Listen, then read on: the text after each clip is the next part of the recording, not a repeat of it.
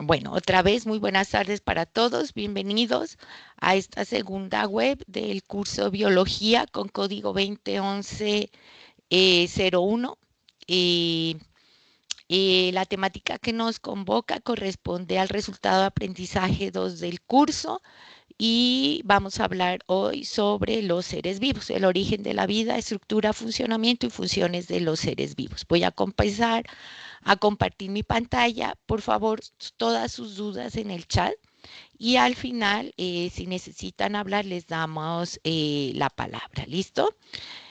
Entonces, lo primero, les voy a mostrar el curso. Ya los profes me confirman si se está mirando. Sí, se está viendo, profe. Listo, muchas gracias, Marco. Entonces, bueno, entonces tienen su curso aquí. ¿Por qué hago esto? Porque hay gente que está todavía perdida. Entonces, recuerden que el curso tiene dos entornos, inicial y aprendizaje y evaluación. Si ustedes no pueden ver nada en el entorno de aprendizaje y evaluación, es porque ustedes no han marcado aquí normas y condiciones. Tienen que marcar que aceptan para que puedan ver el entorno. En este momento iniciamos momento intermedio, tarea 2, seres vivos, resultado de aprendizaje del curso 2. Ustedes lo miran así. ¿Listo? Le dan ahí clic y les va a desplegar todo esto. Aquí encuentran la guía de aprendizaje, encuentran las referencias sugeridas con OVAS y con OVIS. Entonces aquí está la guía de aprendizaje, la pueden descargar y la pueden visualizar de manera previa. Esta es la guía. ¿Listo? Ahí les explicamos, van a hacer ustedes dos ejercicios y en esta guía está especificado en qué consiste cada ejercicio y el tiempo que le tienen que invertir a la entrega de esta tarea. En las referencias van a encontrar, todos son libros, ebooks que están en la biblioteca, algunos artículos que están en inglés y tenemos OBI. ¿Listo? Tenemos el foro donde ustedes van a dejar sus aportes. Ya a mí se me ve diferente porque yo tengo un rol, a ustedes solo les ve el de su grupo. Entonces, en el foro que habló cada uno de mis compañeros, que son sus tutores, que son los encargados de realimentar y de calificar ese trabajo, van dejando sus avances. Y al final hacen la entrega en este espacio que se llama un recurso tarea, donde está la rúbrica de evaluación en un documento, lo pueden descargar para que miren la forma cómo van a ser ustedes evaluados, qué es lo que se va a calificar y pues aquí hacen la entrega. ¿Listo? Yo aquí ya me han enviado 10 trabajos. No me imagino cómo estarán. Ojalá bien. ¿Listo? Hagan las cosas con pausita. Entonces ya saben qué es lo que encontraron. Entonces ya saben que vamos a hablar de seres vivos. Entonces voy a la presentación y les voy a contar cosas bastante interesantes y que a mí me parecen apasionantes y que espero pues que ustedes me entiendan, que ese es el objetivo, que logre motivarlos y enamorarlos de la biología, no para que se vuelvan biólogos, pero para que se den cuenta la importancia de esta ciencia, que ya ustedes me entienden cuando les digo ciencia. Bueno, de todos los seres vivos, es fácil entender que está vivo cuando vemos un perrito, un gatico, un pececito, nos vemos a nosotros, unas planticas, bueno, lo que le guste a cada uno. Pero resulta que no conocemos a veces bien cómo es el origen de esos seres vivos, qué son, qué funciones los diferencian, por ejemplo, de una roca que no está viva, porque un virus no es un ser vivo, porque no está vivo, es un ente genético y porque si los otros están vivos. Entonces, eso es lo que les voy a explicar hoy, o les vamos a explicar hoy. Entonces, resulta que la vida en la Tierra apareció de una forma muy sencilla hace muchísimo tiempo, más o menos unos 3.600 millones de años. Pero la historia de la Tierra es muchísimo más antigua, tiene casi 4.700 millones de años y durante muchos años las condiciones de la Tierra de anóxica, o sea, no existía oxígeno, era supremamente ácido, muy caliente y todo eso impedía que se formara la vida tal y como nosotros la conocemos ahora. Pero poco a poco se fueron formando unas moléculas que nosotros en la actualidad conocemos como biomoléculas. Cuando se formaron esas biomoléculas y se ensamblaron, aparecieron los primeros seres vivos que en conjunto se conocen con el nombre o con la sigla de Luca, que se la representé aquí. Obviamente no son así, pero pues a mí me gusta ponerles esas cositas que les gustan a ustedes. No hay fotografías, obviamente, no había selfies, no había nada de lo que ustedes tienen ahora. Entonces, ¿qué significa Luca? Luca es la sigla de algo que se llama último ancestro común universal. Es el antepasado común a todos los seres vivos. ¿Listo? Y nosotros en biología utilizamos algo que se llama como representación gráfica árbol de la vida. Y este es el árbol de la vida.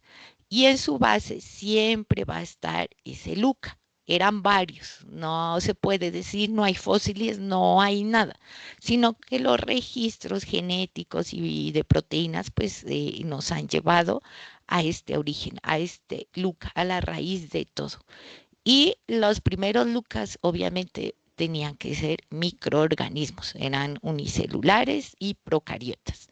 Vamos a entender qué significa eso. A partir de ahí, desde que aparecieron los primeros Lucas y por diferentes procesos, se formaron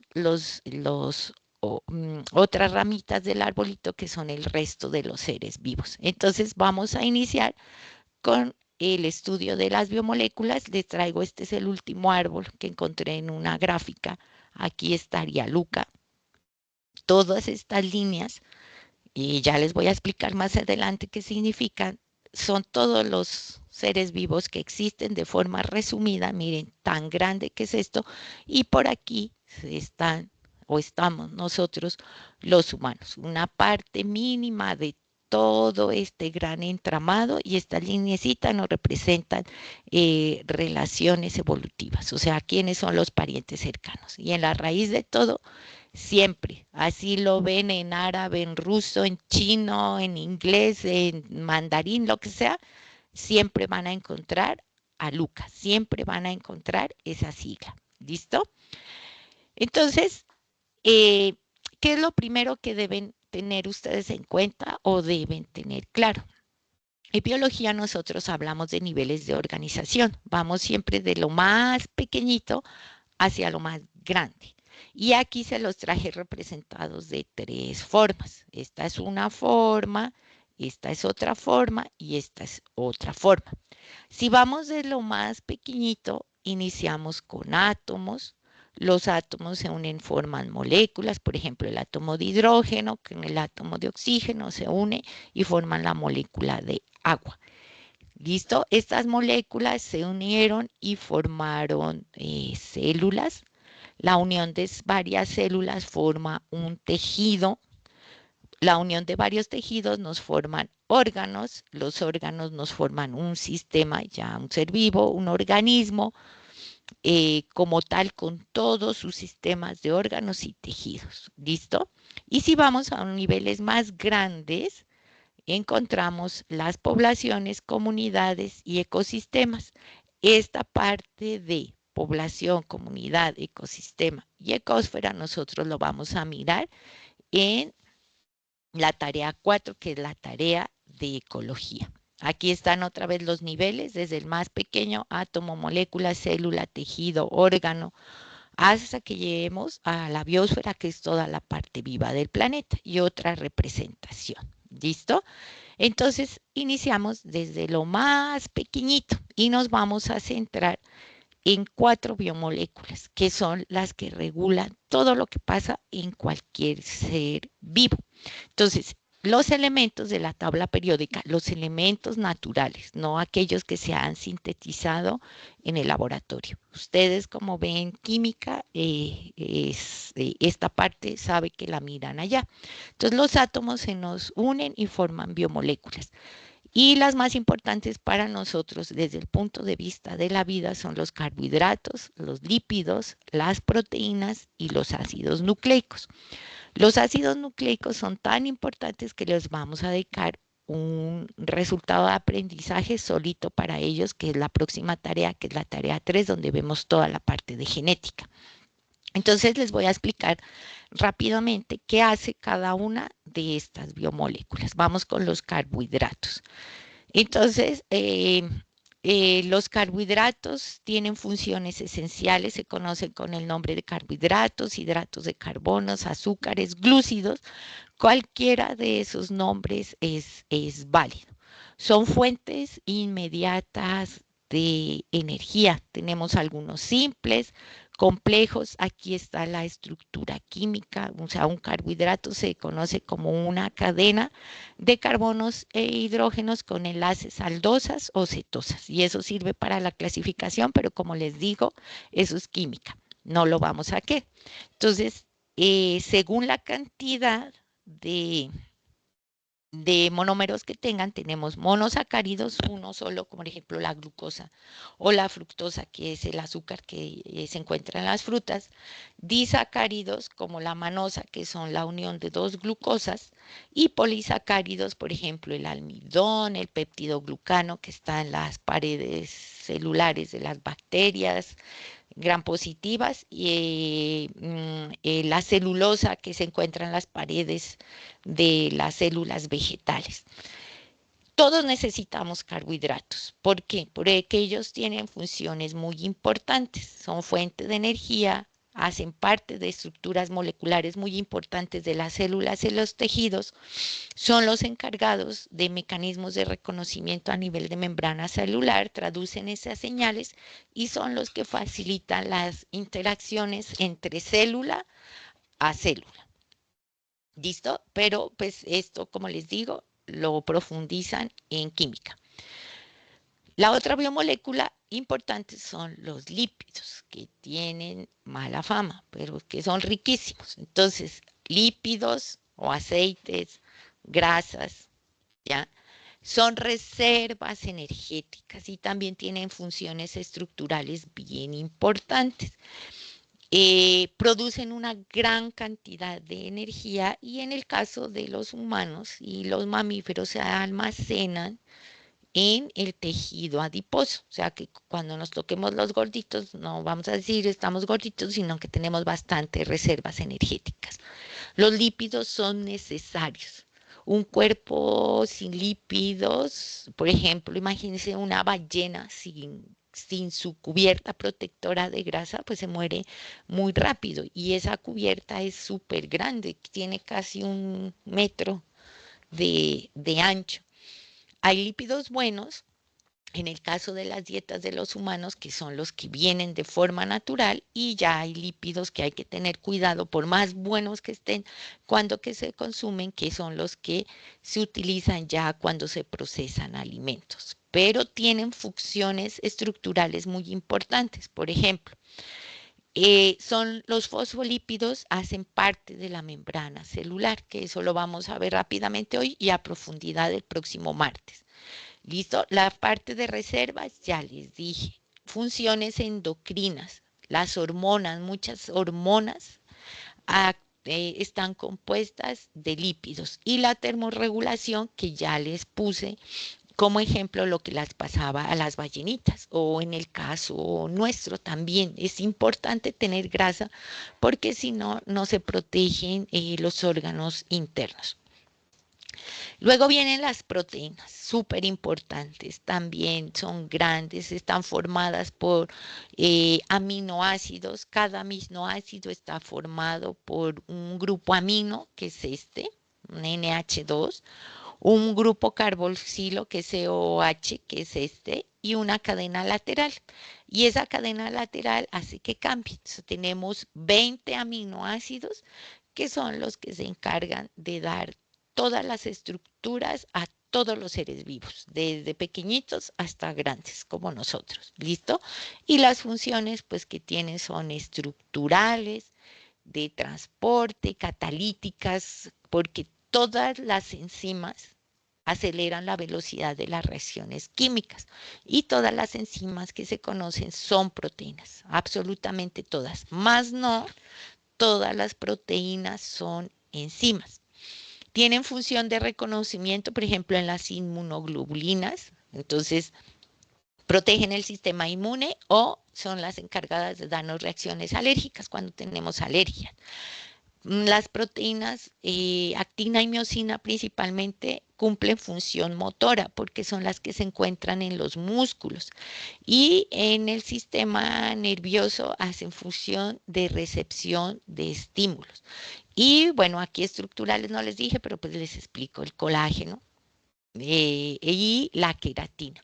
Y en transporte, pues la hemoglobina, que es la que transporta, es la proteína encargada de transportar el oxígeno a todas las células de un animal que tenga respiración aerobia. Nosotros lo hacemos.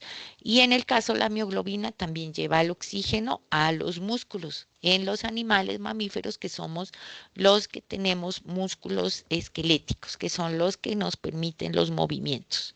En el caso humano es pues fácil identificar, saltar, correr, brincar, moverse, agarrar una taza, etcétera, etcétera, etcétera.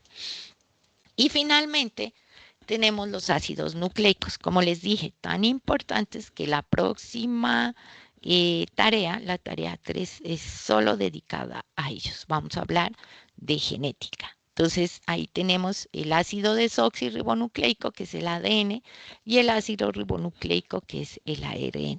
¿Qué función cumplen ellos? Pues casi nada. Almacenar y transmitir información genética. O sea, todas las características de cualquier ser vivo están guardadas aquí, en un código genético que está en esta doble hélice, que es el ADN. Mantiene la identidad de las especies, mantiene las diferencias individuales y diferenciación entre tejidos, y es lo que nos ha permitido evolucionar. ¿Listo? Entonces, aquí no profundizo más porque pues vamos a mirar más adelante a lo largo del curso cómo es que la información codificada aquí se pasa acá a ARN y eso nos forma estas señoras proteínas que son tan importantes. Bueno, estas biomoléculas tienen muchísimas aplicaciones en todas las áreas del conocimiento. Todavía hay gente que piensa que por ser ingenieros no tienen que ver biología o que por ser psicólogos no tienen que ver biología. Están en un craso error, sobre todo psicología, porque la transmisión del impulso nervioso es una función celular que se da en células altamente especializadas que son las neuronas y es magnífico cómo se transmite un impulso nervioso y eso se los voy a explicar el próximo martes. A nivel de industrias y de ingeniería, tenemos aplicaciones a nivel de tratamientos, a nivel de terapias. Todo lo que nosotros utilizamos a diario tiene que ver con biomoléculas. Por ejemplo, la calidad de la vida que nosotros disfrutamos ahora se la debemos a tres cosas, siempre he dicho yo. A los sistemas de potabilización de agua, o sea, aquí tratamientos de agua se utilizan biomoléculas. A las vacunas, ¿listo? Puras biomoléculas. Y a los antibióticos. Porque esos son los que han permitido que a nivel médico la esperanza de vida de todos los países se amplíe mucho. Pero como tratamientos médicos, ahorita tenemos muchísimas cosas. Por ejemplo, las terapias génicas ya a una persona le pueden detectar. Obviamente eso todavía es un poquito costoso y no está al alcance de todos, pero ya los tratamientos están encaminados a hacerles pruebas genéticas. Y si uno las solicita, en la EPS se las dan, porque a mí me hicieron hace poco una porque hay una alteración genética en mi familia y ya fue comprobada. Entonces, plásticos, cosméticos, textiles, construcción, medicamentos, todo eso son industrias que utilizan de una u otra forma lo que son las biomoléculas. También lo encontramos, por ejemplo, ustedes cojan la cajita de un alimento, que este es un ejemplo. Les traen las porciones, cuánto, pero aquí está determinado cuánto contenido energético, cuántas grasas, cuántas proteínas, cuántos carbohidratos, fibra, sodio. O sea, en todo lo que hacemos a diario están presentes las biomoléculas. ¿Listo? Bueno, esas moléculas se unieron y nos formaron lo que es la membrana celular. ¿Listo? La primera estructura. Y se las presento. Este es un esquema de la membrana celular. Está formada por fosfolípidos que se representan en esta partecita, ¿ya? Y por proteínas integrales y periféricas. Y esto que está por aquí son carbohidratos y glucolípidos, que son carbohidratos más lípidos. ¿Listo? Esta parte la vamos a ver a profundidad el martes. Les voy a explicar a profundidad la estructura y cómo se transportan las diferentes sustancias por esta membrana. Esta membrana tiene unas dimensiones pequeñitas, por eso en el laboratorio ustedes van a utilizar microscopio y no vamos a ver la membrana así, porque los microscopios que tenemos en los laboratorios no tienen ese poder de resolución. Estos esquemas salen de fotografías con microscopio electrónico, que eso no se tiene a no ser que uno se dedique a hacer investigación. Entonces, las biomoléculas hace 3.600 millones de años se unieron y formaron esta membrana. Entonces, cuando la membrana apareció, comenzaron las mismas biomoléculas a especializarse en ciertas funciones, que son las funciones que les expliqué con anterioridad. Y eso permitió el desarrollo de la vida, una vida primitiva, pero es vida.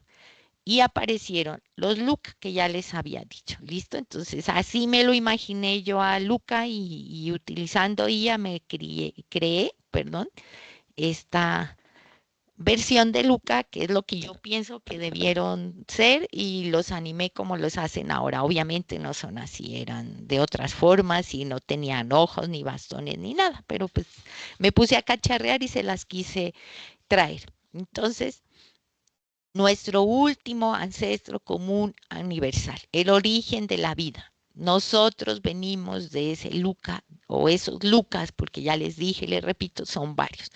Y se van a aburrir todo el curso, por lo menos en esta web, de estarles nombrando a los Luca. ¿Listo? Esos Luca dieron origen a las células. Y la primera célula que apareció es la célula procariota. Son las más sencillas, pero realizan funciones complejas. Ustedes las conocen más como bacterias. ¿Listo? Entonces, las bacterias son de dos grupos, bacterias y arqueobacterias. Esos dos grupos tienen estructura de célula procariota. ¿Qué quiere decir eso? Son células unicelulares por lo general, que no tienen organelos, que no tienen una membrana nuclear ni un núcleo definido, pero que tienen muchísimas estructuras, son complejas y su tamaño es muy pequeño. Entonces, las células procariotas tienen un nucleoide, que es esta región. Estos son diagramas, no quiere decir que así sean las células, son diagramas para que me entiendan. Entonces, en la región del nucleoide está el ADN. Esta es una y esta es otra. Son lo mismo, las dos son células procariotas. Esta con un corte y esta como un pan de sándwich abierto. Tienen nucleoide, ADN, tienen ribosomas que están formados por ARN, Ese ADN y ese ARN nos forman las proteínas que están cubiertas por una membrana. ¿Listo? Si esa membrana no existe, esta membrana, una célula no tiene identidad y la célula se moriría. O sea, si no hay membrana, se pierde la estructura, porque todo esto queda disperso. Y en el caso de los procariotas, como ellos tienen que aguantar presiones muy altas, muy altas, tienen una estructura adicional que se llama pared celular. ¿Listo? Pero pues esa no se las voy a explicar aquí. Eso lo miran en microbiología los estudiantes de alimentos, tecnología en calidad y agrónomos. ¿Listo? Y sobre esa pared tienen estructuras como son las fimbrias, flagelos, etcétera. Son así de sencillitas. La vida en el planeta no sería posible tal y como la conocemos sin los procariotas, sin las bacterias, porque son las que se encargan de hacer todos los procesos de descomposición, sino que tienen mala fama, porque las que causan enfermedades que son muy, pero muy poquitas, son patógenas, y pues las pérdidas económicas o las pérdidas en vida son bastante altas. Los efectos de las enfermedades que causan las patógenas, pero en realidad casi el 95% de las bacterias son benéficas y necesarias, porque la vida no existiría tal y como la conocemos sin ellas. Bueno, resulta que entonces los LUCA, o las LUCA, no sé, ya a veces digo los o las, porque es LUCA. Ellos tenían esta estructura de célula procariota, pero resulta que ellos, como eran pequeñitos, por un proceso que se llama endosimbiosis, formaron células más complejas, que son las células eucariotas. Aquí está representado las endosimbiosis. Ocurrieron dos a lo largo de toda la historia evolutiva. La primera endosimbiosis y la segunda endosimbiosis. Entonces, ¿qué pasó en la primera endosimbiosis? Que esos procariotas, habían unos más grandes o unos más pequeños. Entonces, uno más pequeño se introdujo y quedó viviendo dentro de uno más grande. Por eso se llama endosis y se llama simbiosis. Es una relación, simbiosis es, perdón, una relación de beneficio mutuo. ¿Listo? Y como fue en el interior, endosimbiosis. Y aquí, en la primera endosimbiosis, ellos comenzaron a especializarse. Y aquí aparecieron las mitocondrias. Por eso las mitocondrias, que son el organelo que tiene la función celular, energética, perdón, en la célula, tienen ADN. Por eso se habló es aceptada la teoría de la endosimbiosis, porque ningún otro organelo diferente a las mitocondrias o a los cloroplastos tienen ADN. Y se ha comprobado que en el caso de los humanos, el ADN mitocondrial que siempre se encuentra proviene de la madre. O sea, ya son hallazgos muy específicos que se dan gracias al estudio del ADN y al ARN. ¿Listo? Entonces, estas mitocondrias se comenzaron a especializar y no hacen nada más que producir energía. Y aquí, como ya se formaron organelos, comenzamos a hablar de células eucariotas, que ya son más complejas. Y fueron tan complejas que se produjo una segunda endosimbiosis. Esto no quiere decir que cada célula pase por esto ya lo tenemos. Les estoy hablando de hace 3.000 y pico de años. ¿Listo? Cuando se formó la segunda endosimbiosis, otro más pequeñito se introdujo en este más grande y se formaron las células vegetales. ¿Por qué? Porque una cianobacteria, que es una bacteria pequeñita que es capaz de realizar fotosíntesis, se introdujo en otra procariota más grande y se especializó tanto solo en producir energía que formaron lo que nosotros conocemos como cloroplastos. Entonces los cloroplastos también tienen ADN. Y esta es otra forma de esquematizar la endosimbiosis primaria y la endosimbiosis secundaria. Y gracias a ellos tenemos las células eucariotas. Entonces, ¿qué es una célula eucariota? Es una célula altamente especializada, compleja. ¿Por qué? Porque ya tiene organelos delimitados por membrana. ¿Qué organelos? Entonces tenemos el núcleo. Entonces aquí hay 3 esquemas de células eucariotas. Núcleo, núcleo, núcleo. ¿Listo? Alrededor de ese núcleo tienen un retículo endoplasmático. Entonces, perdón, tengo que estar tomando agüita porque ya mi voz no da. Entonces, ese retículo endoplasmático puede ser liso o rugoso dependiendo de si tienen o no tienen ribosomas, que están formados por ARN. Tienen nucleolo. Alrededor de ese retículo está el aparato de Golgi, que es donde se sintetiza, empaqueta, clasifica, distribuyen todas las proteínas. ¿Listo? Tienen vesículas, tienen vacuolas, tienen lisosomas, peroxisomas, mitocondrias, cloroplastos. ¿Listo? Los libros de biología del colegio y todavía algunos universitarios dicen que las células eucariotas se dividen en 2, en animal, que este es un ejemplo, y en vegetal, pero eso no es así.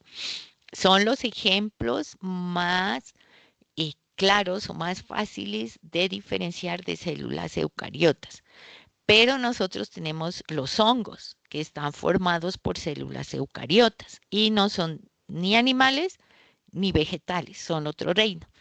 Al igual que el reino protista, también están formados por células eucariotas y no son ni animales ni vegetales. Entonces, por eso les traje, este es el esquema general de una célula eucariota, sea protista, hongo, planta o animal.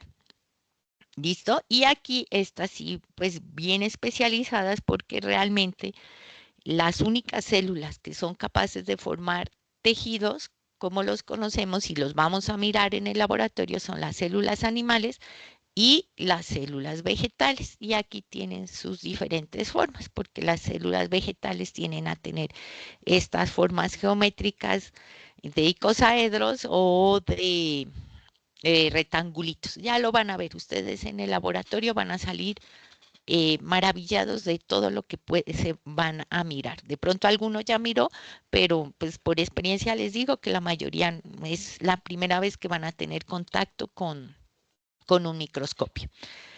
¿Listo? Entonces, ¿cómo se distingue una célula procariota de una eucariota? Entonces, miren el esquema. Esta es eucariota, esta es procariota. En un microscopio óptico, perdón, electrónico. ¿Listo? Así se ven las procariotas, que tenemos 2 grupos, bacterias y arqueas. ¿Listo? Estas son procariotas. Miren estructuras sencillas y la región del centro siempre va a ser como más clarita porque ahí está el ADN, el nucleoide. Y esta es una célula eucariota hecha un corte, entonces este es el núcleo. Estas serían mitocondrias y otros organelos y las fibras de los retículos. Entonces, antes que me digan, ¿vamos a mirar eso en el laboratorio? No, no vamos a mirar eso en el laboratorio porque primero es carísimo tener un microscopio electrónico y eso solo se tienen en centros que de verdad realicen investigación profunda porque son muy, muy, muy costosos. Nosotros no vamos a mirar con ese detalle. Los vamos a mirar solo con microscopio óptico que se alcanzan a ver muy bien ciertas estructuras. ¿Listo?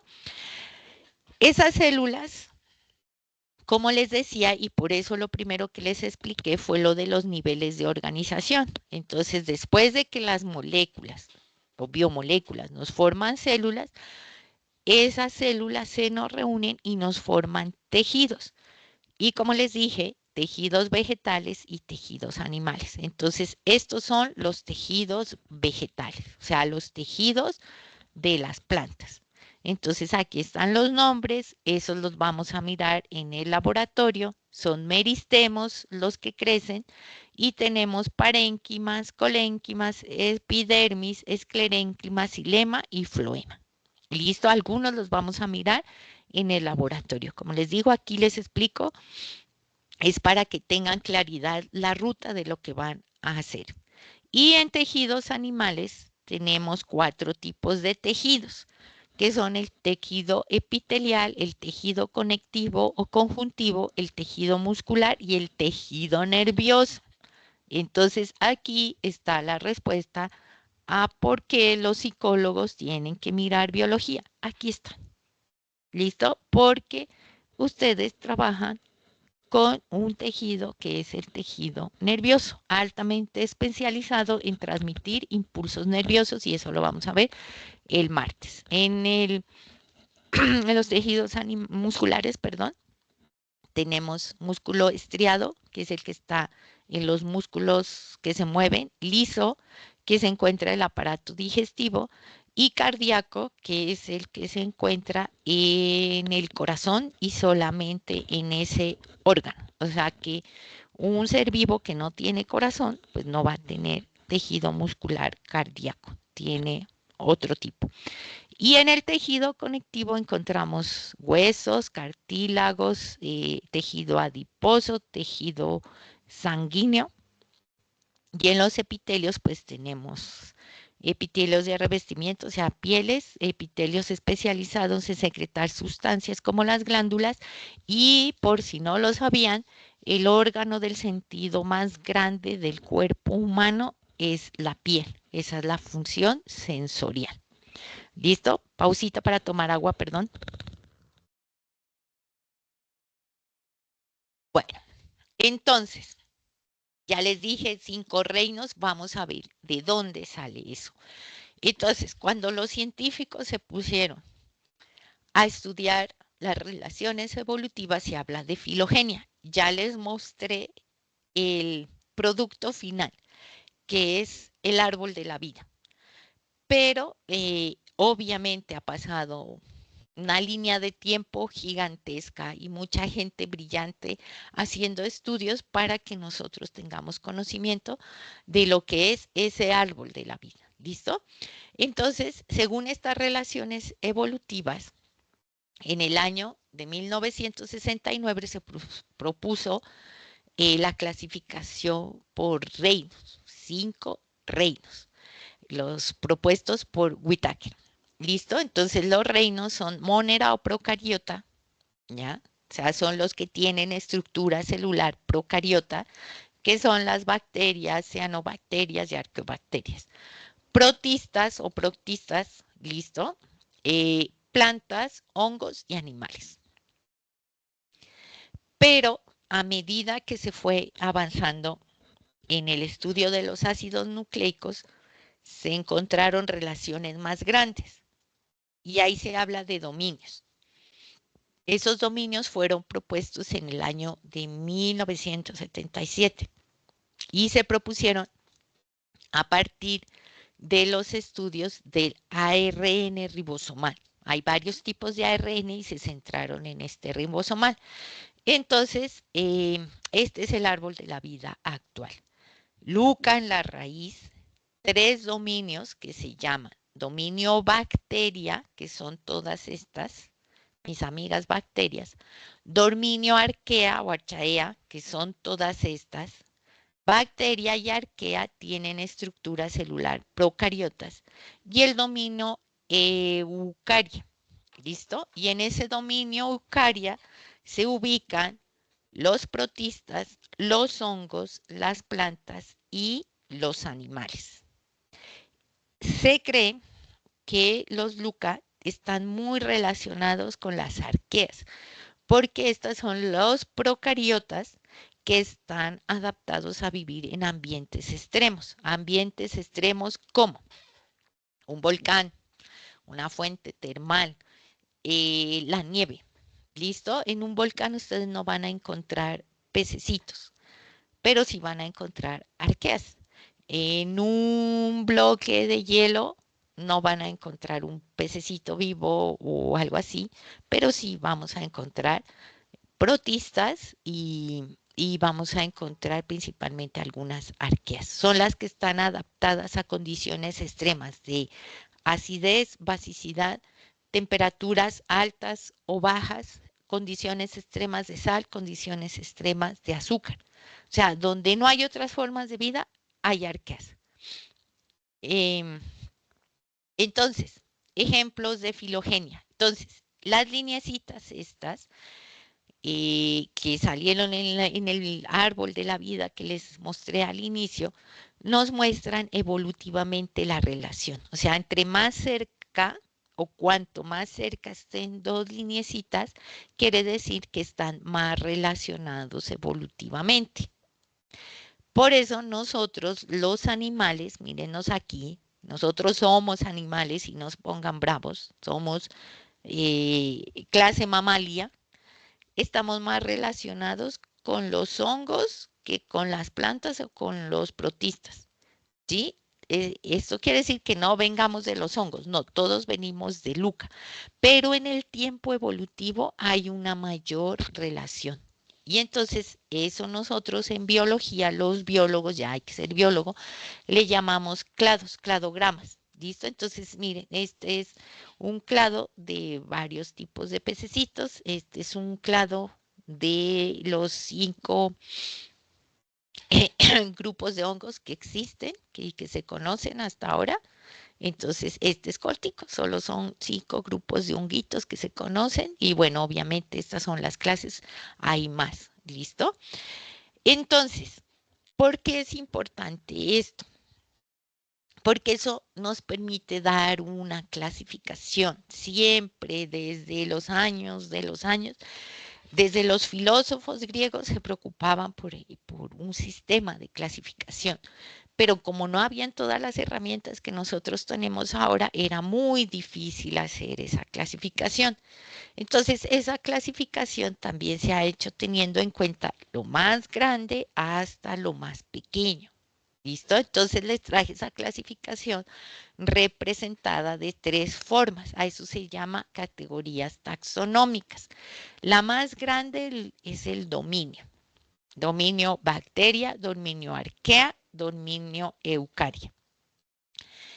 Más pequeñito que los dominos son los 5 reinos. Reino monera, reino protista, reino fungi o de los hongos, plantas y animales. Y a su vez cada reino tiene varios filus, clases, orden, familia, género y especie. Por eso nosotros somos Homo sapiens. Homo sapiens es nuestra especie, género sería Homo, la familia, entonces ahí seríamos, aquí están, miren. ¿Listo? Este aquí es un gorila, no nosotros. Entonces, gorilitas, órganos, filum, cordata, que somos los animales que tenemos columna vertebral, reino animal. Entonces, aquí estamos junto con las arañas, las estrellas de mar, los corales, ¿listo? Los delfines, etcétera, etcétera, etcétera. Y eucaria estamos unidos pues con los hongos, con las plantitas y con los protistas. Entonces, siempre tengan en cuenta esta clasificación taxonómica. Entonces, rápidamente, ejemplos. Dominio arquea, ya les expliqué, son los procariotas que están en condiciones extremas. Aquí les traje Luca, nombres, ya. Termófilas, bacterias termófilas, hipertermófilas y una foto que es famosa, que es una fuente termal en el Parque Nacional Natural de Yellowstone en Estados Unidos. Y esto son crecimientos de procariotas. ¿Listo? Alguna de estas tiene que haber ahí. Los que están adaptadas a condiciones extremas. Dominio bacteria. Todo el mundo habla mal, ya les digo, yo quiero mucho a las bacterias, son más buenas que malas. ¿Listo? En el laboratorio ustedes las van a ver así. Ya en medios de cultivo, cajitas, van a tener la oportunidad de hacer coloraciones. Aquí está el árbol de la vida, Luca, cuatro grupos principales que son proteobacteria, bacteroides, actinobacteria y firmicutes. ¿Listo? Y aquí, ¿qué quiere decir esto? Resulta que la mayor cantidad de bacterias en el mundo no se han podido cultivar en el laboratorio. Es súper difícil cultivarlas. ¿Listo? Lo que se ha podido hacer es secuenciar sus genes en el ARN. Entonces, lo que está en rojo son las que se han secuenciado, mas no se han podido cultivar, que es lo que está en verde. O sea, tener un laboratorio de microbiología no es tan fácil como piensan todas las personas. Por eso a veces cultivos ya con finalidades de diagnóstico médico son bastante difíciles de realizar. ¿Listo? El reino protista, una variedad de formas impresionantes, son lindísimos, bellísimos, estos son los que yo amo y por estos amo la biología. Hay de todo, unicelulares, pluricelulares, algunos antes los llamaban protozoarios, las microalgas, que estas son las que amo, ellas producen más cantidad de oxígeno en el planeta que lo que pueden producir un bosque tropical. Y conocen ustedes obviamente las malas como la ameba. Y hace ayer, creo que fue, o anteayer, miren las noticias, dicen problemas en las playas, no sé, allá en la zona Caribe, ¿dónde era? Que están apareciendo las algas en la playa. Pues problema no es problema para el turismo, pero para el ecosistema y el funcionamiento normal del ecosistema, pues las algas siempre van a estar ahí. Y a las algas rojas y a las algas les debemos las alguitas donde nos envuelven el sushi a los que les gusta, y de ahí se saca el agar-agar para tener los medios de cultivo. Los geles tienen esas estructuras que tienen gracias a sustancias que se sacan de las algas, etcétera, etcétera, etcétera. Y tenemos el reino de los hongos, el reino fungi, que estos son de lo más complicadito que hay porque tienen ciclos de vida súper complejos, tienen reproducción sexual y asexual al mismo tiempo, formas grandísimas, extraordinarios, hay unicelulares, pluricelulares, todo esto que les traje aquí es tal y como ellos se muestran en la naturaleza. Obviamente son videos grabados durante muchísimo, muchísimo tiempo y con cámaras especializadas. ¿Listo? Y pues de un hongo sacamos los antibióticos, del hongo del penicilio, que fue apenas descubierto en los años creo que fue 1952, si no estoy mal. ¿Listo? Porque antes la gente se moría muchísimo de cosas que a nosotros ahorita nos parecería como irrisorio morirse de eso. Tenemos las plantitas, entonces, ¿qué grupos? Briófitas, criptógamas, pteridofitas, angiospermas, gimnospermas. ¿Listo? ¿Cuál es la característica de ellas? Son que captan CO2 de la atmósfera y lo convierten, el producto de desecho de ese metabolismo que ellos realizan es el oxígeno, y ese es el oxígeno que nosotros respiramos. ¿Listo? Hermosas, divinas, también complejas. Y finalmente tenemos los animales. Miren, todos aquí con procesos de reproducción. Tenemos vertebrados e invertebrados. Los invertebrados son aquellos que no tienen un esqueleto o exoesqueleto, y los vertebrados pues sí tienen diferentes tipos de esqueletos porque no todos tienen huesos. ¿Listo? Y no son el grupo más grande de seres vivos. Una característica tal vez es en la gran mayoría, porque no todos, la gran mayoría tienen capacidad de desplazamiento. Bueno, entonces, Vamos a ver qué son las funciones vitales. Pónganle cuidado que de esto tienen que hacer el mapa mental del ejercicio 1. Cada opción, las opciones son A, B, C, D o E. ¿Listo? Cada opción o cada letra tiene una función vital y está especificada para un grupo de organismos. Entonces, alguno la tendrá para una bacteria, alguno la tendrá para una planta, o sea, les dimos la función y especificado el grupo en el cual se va a investigar ustedes esa función.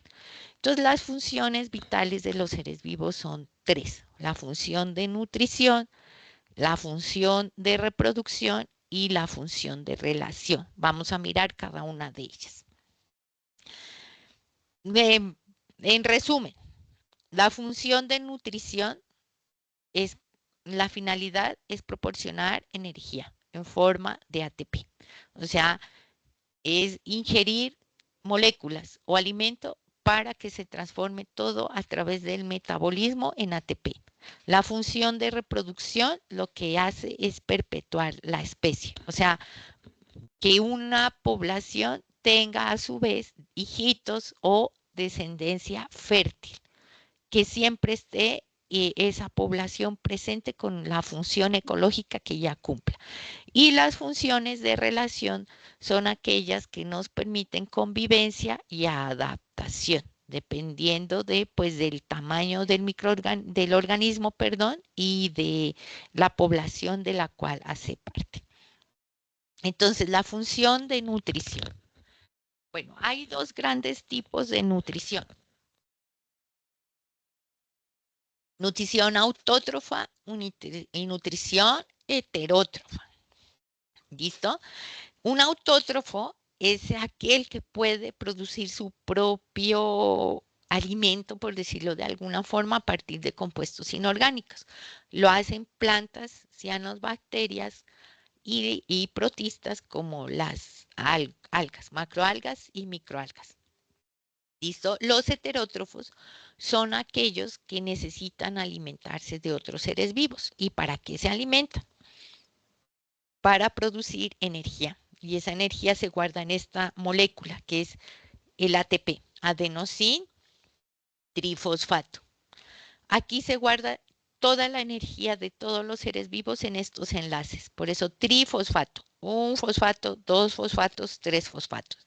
Y cuando se forman o se rompen estos enlaces, se necesita energía o se libera energía en grandes cantidades. Tiene adicional un azúcar de 5 carbonos, un carbohidrato que es la ribosa y una base que es la adenina, perdón.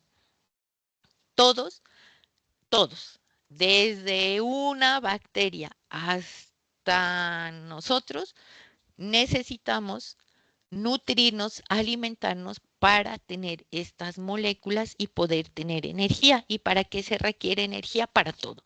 Para moverse, para dormir, en el caso nuestro, cuando estamos durmiendo estamos gastando energía porque el cerebro nunca deja funcionar, el corazón nunca deja de funcionar, siempre estamos produciendo y produciendo y produciendo y necesitando y gastando energía. Por eso es que se alimentan tanto. Entonces hay dos tipos en la nutrición autótrofa. Dos tipos, la fotosíntesis, que es la más conocida, y la quimiosíntesis, que solo la realizan algunos grupos de bacterias. Entonces, resumen de la fotosíntesis, en presencia de CO2, agua y la energía del sol, que es muy importante, en presencia de enzimas clorofila, se produce glucosa, C6H12O6, agua y oxígeno. Nutrientes o elementos que para otro ser vivo pueden ser totalmente tóxicos, para algunas bacterias son su fuente de alimento, listo para producir energía, como el ácido sulfídrico, H2S. Las bacterias sulfurosas procesan este azufre y de ahí obtienen su energía. presencia de CO2, energía y producen glucosa, agua y azufre. Obviamente, este azufre nosotros, por ejemplo, no lo utilizamos para nada más. Y los heterótrofos, pues sí, los conocen ustedes más y conocen más. Esta es una cadena alimenticia y esta es una red trófica. Esta es terrestre, esta es acuática y bueno, no les explico más porque esto es súper importante y lo vamos a ver en el resultado de aprendizaje del curso de ecología. ¿Listo? Si esto se altera, si este equilibrio se altera, se dañan los ecosistemas y esa es la crisis que nosotros estamos viviendo en la actualidad. Todos los seres vivos tenemos una función ecológica y cuando ese equilibrio que en los sistemas vivos se llama homeostasis se altera, hay consecuencias bastante desastrosas. Eso lo vamos a mirar. Bueno, vamos a la siguiente función, perdón, que es la función de reproducción. Entonces, hay dos grandes tipos de reproducción, la reproducción sexual y la reproducción asexual. Entonces, en la reproducción sexual es fácil, hay un macho, una hembra, ¿sí? O más o menos, porque no siempre tienen que ser machos, hembras, hay una variabilidad genética, o sea, se recibe el 50% de ADN de un progenitor y el 50% de ADN de otro progenitor. Y en la reproducción asexual no hay variabilidad genética. O sea, una célula madre se comienza a poner popochita, gordita, bien bonita, duplica su ADN y se divide en dos y forma, a partir de una célula madre, dos células hijas que tienen exactamente la misma información genética, no hay variabilidad. Pero pues eso en la evolución no es bueno. Pero pues quienes hacen reproducción sexual tienen unos mecanismos que se los voy a mostrar que aseguran que sí haya variabilidad, pero de otra forma. Entonces, quienes hacen reproducción asexual son las bacterias y las arqueas. Célula madre, dos células hijas, como está aquí, como está aquí. Y como hay variabilidad. Entonces ellos tienen unos mecanismos que se llaman mecanismos de recombinación genética, que son la transformación, la conjugación y la transducción.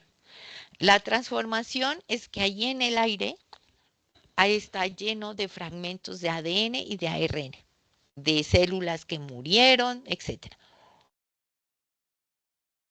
Entonces, estas bacterias, esta es una representación de una célula bacteriana típica. Listo, el cromosoma es redondo. Capturan ese ADN libre que hay por ahí y lo introducen o asimilan a su cromosoma. Entonces, quien tenga esto ya es diferente a su célula madre. Aquí hay variabilidad. Se cuenta rápido, se dice rápido, pero aquí para llegar a descubrir eso hubo como unos 6 premios Nobel, yo creo, y como más de 50 años de investigación. El siguiente mecanismo es la conjugación, que se unen dos células por unos filamentos que se llaman pilis y una célula que tiene una estructura que se llama plásmido se lo pasa a otra célula. ¿Listo? Entonces ya quedan diferentes. Esto es lo que pasa cuando, o el gran problema que tenemos ahorita de la aparición de bacterias resistentes a antibióticos. Las bacterias se están volviendo resistentes a los antibióticos porque se están transfiriendo plásmidos de resistencia. Y estos plásmidos de resistencia son evolución, son normales y se crearon o fueron apareciendo en respuesta, obviamente, cualquier ser vivo que lo estén matando puede responder a no dejarse matar. Evolución, en su máxima expresión. Entonces, crearon plásmidos resistentes a los antibióticos. Y eso pasó por el mal uso y abuso que hacemos de los antibióticos en medicina humana y en medicina veterinaria. Ejemplo de mal uso. Me dio achus, estoy con gripa. ¿ya? Las gripas las producen virus. Los virus no son bacterias, no son seres vivos, son cositas, para que me entiendan. Entonces, un antibiótico, como su nombre lo indica, antibiobacteria o vida, tal, ¿ya? Solo va a ser efectivo frente a bacterias, y no todos los antibióticos son efectivos para todas las bacterias. Por eso hay médicos y hay gente que estudió. Entonces, ay, tengo dolor de garganta, es como si yo estuviera ahorita. O sea, no tengo gripa, no tengo nada, estoy es con la voz cansada de hablar. Ay, me voy a hacer a inyectar una penicilina.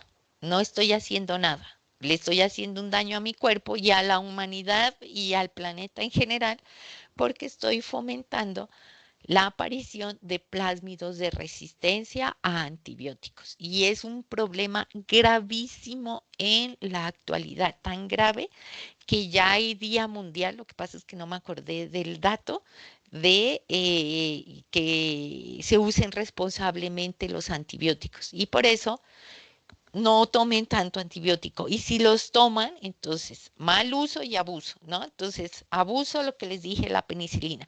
Mal uso, pues que si tengo una virosis, pues no me tengo que inyectar antibióticos ni tomarlos, sino agua, acetaminofén y aguante. ¿Listo? Y mal uso. El tratamiento dura 7 días, se lo formula el médico. Usted al segundo día ya se siente bien. Entonces dejó de tomar el antibiótico. Pues claro, eso es el caldito de cultivo perfecto para que el ADN comience a leer y y la evolución hace que se vuelvan resistentes. ¿Cómo? Pues nos tocaría ponernos a estudiar biología molecular, pero eso se sabe a la perfección. Y el otro mecanismo es el de transducción, que siempre ha existido, que hay unos virus que infectan bacterias y pues le introducen su ácido nucleico, porque los virus solo tienen, por eso no son virus, un solo ácido nucleico. Todos los seres vivos, bacterias, arqueas, protistas, hongos, plantas y animales, tenemos ADN y ARN. Los virus no tienen, por eso no aparecieron en el árbol de la vida, aunque antes, si alguien me mata, conoce. Tengo eh, conocidos virólogos que es muy difícil estudiar virus, no es fácil porque estos sí necesitan puro microscopio electrónico y cultivos muy especiales.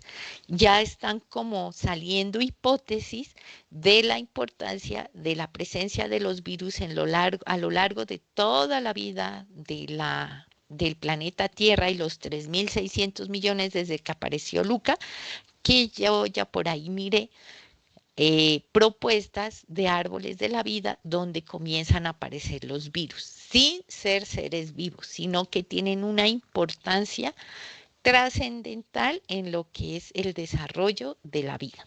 ¿Listo? Y aplicación de esto, pues vacunas. Las primeras vacunas se produjeron de virus o bacterias atenuadas, pero hay otro tipo de vacunas que se producen con la inyección de ciertas secuencias o cadenas de ADN y ARN que se inyectan mediante el uso de virus. ¿Listo? Igual eso lo vamos a ver en genética, sobre todo. Entonces, ejemplos. Reproducción, desde ya les mostré bacterias de arqueas, protistas, ciclos complejos, por ejemplo, este es en, en una microalga y este es el ciclo de vida complejo de un plasmodium. El plasmodium es un protista que produce la malaria. Todo el mundo le pregunta, ¿quién produce la malaria? Y todos responden, el mosquito anófeles. No, el mosquito no produce la malaria, la produce un protista que se llama plasmodium. Y el anófeles o la hembra del anófeles, porque solo es la hembra, ese mosquito es el vector y tiene un ciclo de vida complejo entre el anófeles y los humanos. El plasmodium, la malaria, ha matado o mata más gente al año de la que mata, por ejemplo, el coronavirus, que recién pasamos pues esa pandemia, sino que le hicieron tanto mal manejo mediático que, que todo el mundo se llenó pánico, terror, pensaban que nos íbamos a morir. No, hay cosas peores en la naturaleza y una de esas es la malaria. Es endémica, está en zonas calientes y aquí pues en Colombia tenemos. Yo he estado en zonas donde no hay nada, pero abunda la malaria. Bebés de 9 meses de edad con ya 2 y 3 malarias encima, problema de salud bastante grave. Los hongos, como les dije, ciclos de vida complejos, tienen reproducción sexual y asexual en el mismo hongo. La asexual se da por esporas, que son estas que hay aquí, algunos ejemplos, ¿no? Todos estos son ejemplos. Y sexual, no hay machos hembras, sino que se unen o se funcionan dos hifas, en este caso, que se llaman las estructuras de los hongos y forman esto que está aquí en negro, que se llama cigosporas. Esto se libera y este es un ciclo complejo. Esta es la fase asexual y esta es la fase sexual. Hongos, plantas, vean, toda la reproducción que hay también. Y los procesos de polinización tan importantes. Y la reproducción en animales, que es bien bonita. Aquí está la reproducción de una ovelia, que es esto, que tiene una fase de pólipo, o sea, sésil, es esta, y la fase de medusa, que va ahí en el mar. ¿Listo? Entonces tenemos ovíparos, que son los animales que ponen huevitos, que pueden ser internos, externos, la fecundación. Vivíparos, los que, o sea, las crías nacen vivas, o sea, la madre pare esas crías vivas. Los humanos somos unos de esos, elefantes, bueno, todos los mamíferos y los marsupiales, que son los canguritos. Y los ovovivíparos, que las crías nacen vivas, pero que la fecundación fue en huevitos. Entonces los caballitos de mar, serpientes, bueno, hay tanta cosa. Y finalmente tenemos la función de relación, que es la que nos permite relacionarnos con el medio. ¿Sí? Medio interno y medio externo. Estas son las funciones que responden a estímulos, y esos estímulos pueden ser de varios tipos, pueden ser internos, externos, pueden ser estímulos físicos, químicos y biológicos. Entonces, si hay un estímulo, ese estímulo en los seres vivos va a producir o provocar una respuesta. ¿Listo? Y esas respuestas pueden ser de varios tipos, de comportamiento, movimientos o fisiológicas. Entonces les voy a poner un ejemplo de respuesta de fisiológica. Ustedes están fritando unos huevitos y se quemaron, ¿ya? Entonces la respuesta es retirar la mano y en algunos casos tirarse un madrazo bien grandote. Esa es una respuesta rapidísima, pero en realidad lo que ha pasado es que la piel del dedo, los receptores del dolor sintieron que se estaba causando un dolor. Entonces ese estímulo en forma de electricidad se transmitió por el dedo, la mano, por las neuronas, por las acciones de las neuronas, dedo, mano, va por el brazo, codo, hombro y llega al sistema nervioso central, que es el que está en la columna. Eso sube ahí por la cabeza, cerebro, y el cerebro interpreta lo siguiente: me está causando daño algo. ¿Listo? Entonces tengo que darle una señal de que los músculos que mueven ese dedo se retiren de eso que le está causando tanto daño. Y por la misma vía, cerebro, cerebelo, sistema nervioso central, hombro, brazo, antebrazo, le llega la respuesta a los deditos de que esos músculos se contraigan y se retiren. Y si le añaden el madrazo, pues también va la respuesta de que mueva esos labiecitos, esos dientecitos y esa boquita diciendo cosas que no debe decir. Respuesta fisiológica. Un ejemplo cortico y movimientos, ahí hay, ¿listo? De comportamiento en los animales, eso es espectacular. Por ejemplo, los ritos de cotejo de los machos que quieren ganarse el favor de la hembra, porque la hembra siempre va a escoger al más fuerte en el sentido del que le asegure que va a tener la mejor descendencia, las mejores crías. Entonces ahí hay de todas las estrategias posibles. Cantos, nidos, piedritas, plumajes, colores. Si son los grandes, se agarran con las cornamentas, rugidos, etcétera, etcétera, etcétera. Y fisiológicas, por ejemplo, elevación de temperatura, entonces se activan diferentes sistemas corporales para bajar esa temperatura. Y las otras relaciones, pues es cuando hay que lo vamos a ver en ecología, que no podemos sobrevivir solos. Entonces, esta palabrita ya se las anuncié en algo que hablé anterior, equilibrio. Siempre tenemos que estar en equilibrio.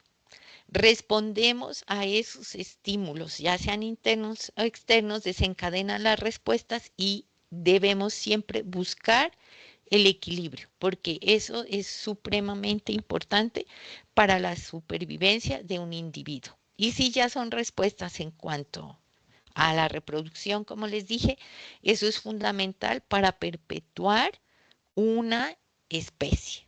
Y esas funciones son bien importantes cuando estamos hablando también de ecología. Entonces, ejemplo, el que está aquí clarito, ¿no? Pues espero que lo alcancen a ver bien.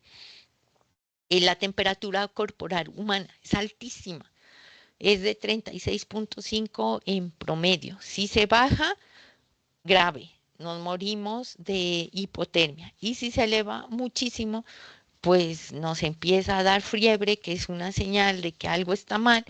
Y si esa fiebre no se controla, aunque se debe dejar dar un poquito de fiebre, pues empezamos a convulsionar y se altera todo el sistema nervioso. ¿Listo? Ahora sí, ¿qué dice la guía? Para acabar esta primera parte, primer ejercicio, y nos miraríamos el martes con la segunda parte. Entonces, ya les mostré dónde está en el curso la tarea 2. ¿En qué consiste? Deben leer la guía completa. Deben resolver 2 ejercicios de manera individual. Entonces, su primera misión es leer la guía y seleccionar según lo que les llame la atención. Y van a seleccionar una opción o letra entre la A, la B, la C, la D o la I. Con esa letra van a hacer el mismo ejercicio, el ejercicio 1 y el ejercicio 2. Y en el mensaje inicial de cada foro, ustedes van a encontrar un formato de entrega. Entonces se los voy a mostrar.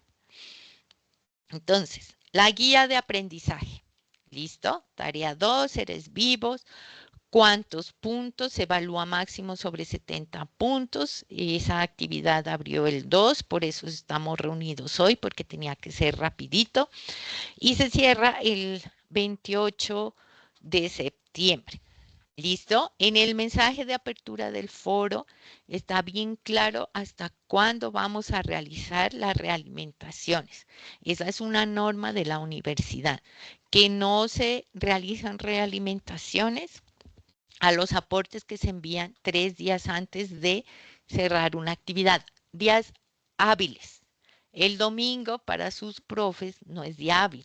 Cuando uno es estudiante no distingue entre el día, la noche, día hábil, día no hábil. Uno sabe que solo tiene que estudiar y responder y entregar. Más o menos para la realización de este trabajo ustedes van a gastar 24 horas, que son la lectura, la participación y este espacio de web que tenemos ahorita. ¿Listo? Hacer el trabajito, buscar qué es lo que van a hacer, resumir, consolidar y entregar. ¿Listo? Entonces, acá están las opciones. Entonces, lo primero, su letra. Entonces, nos vamos con el ejercicio 1. Los que tengan la opción A van a hacer la función de nutrición en plantas angiospermas. Los que tengan la B, nutrición en mamíferos. C, reproducción en hongos, D, en aves migratorias, relación y reproducción en reptiles. Y van a investigar ustedes de esa función en estos seres vivos, ya muy específico. Y van a crear un mapa mental que tenga elementos gráficos, dibujos, iconos, diagramas, lo que quieren y que expliquen contexto también, pero de forma resumida, ¿no? No es que un mapa mental son 5 hojas en Word, no. Es muy concreto. Nombre, definición, importancia para ese organismo. Sí, sistemas y órganos que participan se aplican. Ya les dije que no todos tienen órganos ni sistemas. La función de esos sistemas, qué sustancias intervienen, ahí está, cuidados y enfermedades relacionadas si las causara. Ese mapa lo van a crear en línea y lo que tienen que compartir como entrega es el enlace. Entonces, ¿qué tienen que verificar? Que ese enlace funcione correctamente, que ese enlace sea público. ¿Listo? Porque muchos no lo comparten así. Tiene que ser en línea. ¿Por qué? Porque necesitamos que lo creen ustedes, no una IA. Pueden utilizar, basarse, pero es que tienen, o sea, las IAs son buenísimas, pero es que no piensan solas, porque si uno las carga mal, pues les van a dar respuestas erróneas. Son para que ustedes se ayuden. ¿Listo? Pero no que les hagan todo, porque les aseguro que si no van a morir en el trabajo. Y realmente no está complicado. Y este es el formato de entrega que está en Word para que ustedes lo puedan diligenciar. Nombre del estudiante, su nombre, número de grupo. Recuerden, el código del curso es 201101A y hay un guión. Y no es el grupo, no es el 2034. Eso ya les expliqué qué significa el periodo de registro y control académico. El número del grupo es 1, 2, 3 hasta el 560 tenemos. ¿Listo? Y la opción es la letra con la que van a trabajar. A, B, C, D o E. Y con la misma letra van a hacer el ejercicio 1 y el ejercicio 2.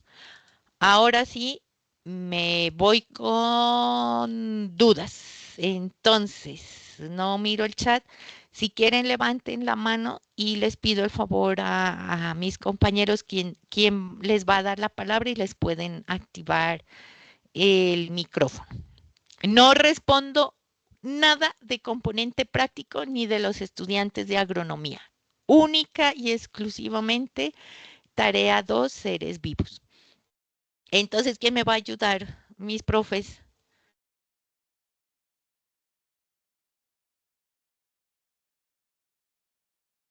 ¿Sí están? A ver. Señora, por acá estamos. Dale, entonces tú les vas activando el micrófono, les vas dando la palabra, por favor. Bueno, entonces, por aquí tenemos Lorena Maya, Lorena es profe. Nicole, Stephanie. Eso, le tienes que activar el micrófono, Dalia, por favor. Ok.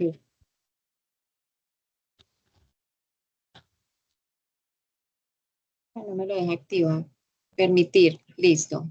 Ya. Nicole,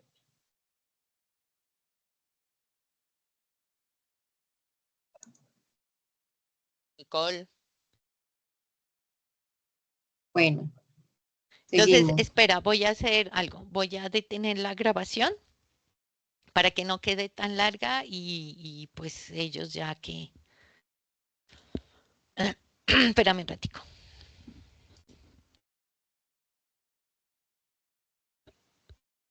Porque es que si no, no...